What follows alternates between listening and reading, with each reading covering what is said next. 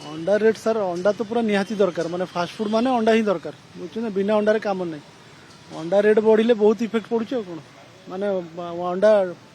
trace 230 टका बुझे ना नहीं 1600 टका पेटी आ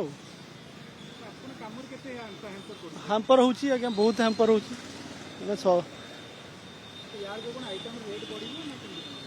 खाली अंडा पाई कौन रेट बढ़ी हम कस्टमर सब चिन्हा रेगुलर लोक बुझुं ना नहीं पुराना दुकान आमर 15 वर्षर दुकान अंडा पाई खाली बढ़ी हेनी कि असुविधा बहुत होची कौन प्रोब्लेमटा आमको लस आमर हो कौन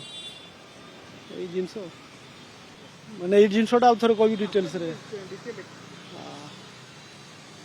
अंडा एक्चुअली अंडा रेट बढ़ले सब फास्ट फूड वाला हईराण बुझुं ना नहीं जिते बेपारी अच्छा फास्ट फूड दुकानी समस्त प्रोब्लेम